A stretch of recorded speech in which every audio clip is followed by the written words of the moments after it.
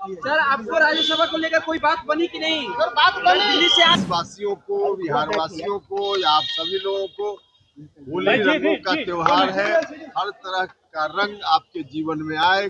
Party और परिवार के बाद आरएलएम के राष्ट्रीय अध्यक्ष उपेंद्र कुशवाहा की कुर्सी लगी दांव पर। क्या अपने बेटे दीपक प्रकाश और अपना कुर्सी बचा पाएंगे उपेंद्र कुशवाहा? बने रहिए इस खबर में, पूरा समीकरण और पूरा गुणा गणित भी बताएंगे और उपेंद्र कुशवाहा का बयान भी सुनवाएंगे। नमस्कार, आप देखना शुरू कर दिए हैं दर्श न्यूज और मैं हूं कुमार मनीष। देखिए, बिहार में 5 सीटों पर राज्यसभा का चुनाव होना है। 16 मार्च को चुनाव होना है। उससे पहले आपको बता दें कि जो फॉर्मूला है, एनडीए ने 4 सीटों पर आसानी से जीत हासिल कर लेगी, लेकिन एक सीट पर विपक्ष जो आरजेडी है, विधायक दल का संख्या बल कम होने के बावजूद भी एक सीट पर दावा कर दी है। अब इसको लेकर भी घमासान मचा हुआ है। लेकिन उससे पहले एनडीए के 4 सीट तो आसानी से एनडीए जीत लेगी, क्योंकि उनके पास विधायक दल की संख्या अधिक है।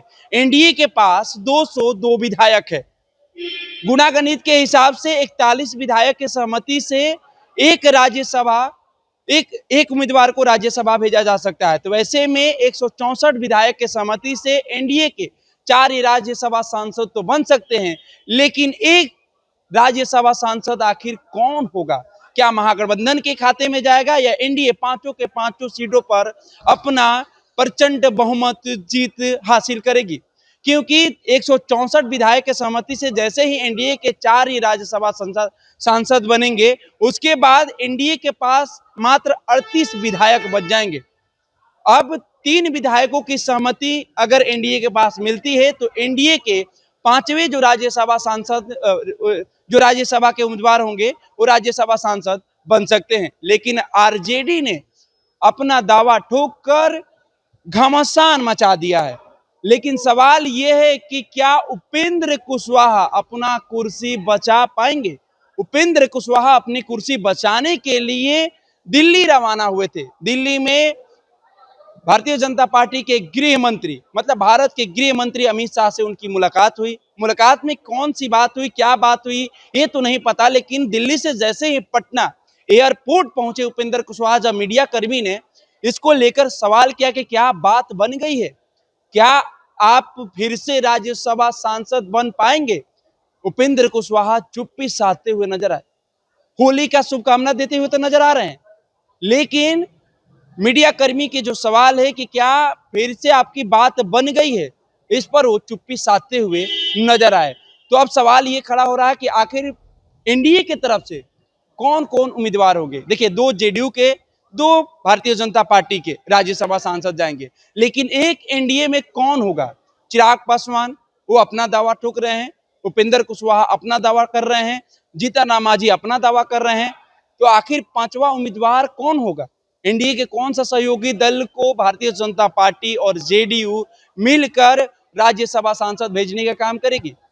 देखिए, ये समीकरण है, पूरा गुणा गणित ये है कि जब भी उपेंद्र कुशवाहा की कुर्सी दांव पर लगी है, वो अपने पार्टी को विलय कर लेते हैं। 3 बार ऐसा कारनामा कर चुके हैं। उपेंद्र कुशवाहा की कुर्सी जैसे ही दांव पर लगती है तो उपेंद्र कुशवाहा अपने पार्टी को विलय कर लेते हैं। क्या इस बार भी उनकी कुर्सी दांव पर लगी है? क्या उपेंद्र कुशवाहा फिर से एक बार अपने पार्टी को विलय करेंगे अपना कुर्सी बचाने के लिए? ये देखना बहुत दिलचस्प होगा। लेकिन मीडिया कर्मी से बातचीत करते हुए उपेंद्र कुशवाहा क्या कुछ कहते हुए नजर आ रहे हैं, पहले उनके हम बयान को सुनवाते हैं। होली की सवाल पूछ रहे हैं। होली की ढेर सारी शुभकामना समस्त देशवासियों को, बिहार वासियों को या आप सभी लोगों को होली रंगों का त्योहार है। हर तरह का रंग आपके जीवन में आए, खुशहाली लाए, यही शुभकामना सब लोगों के लिए।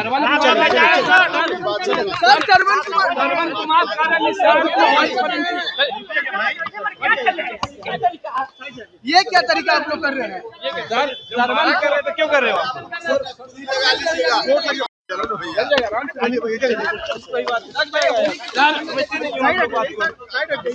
माना कर सर इधर आ जाइए।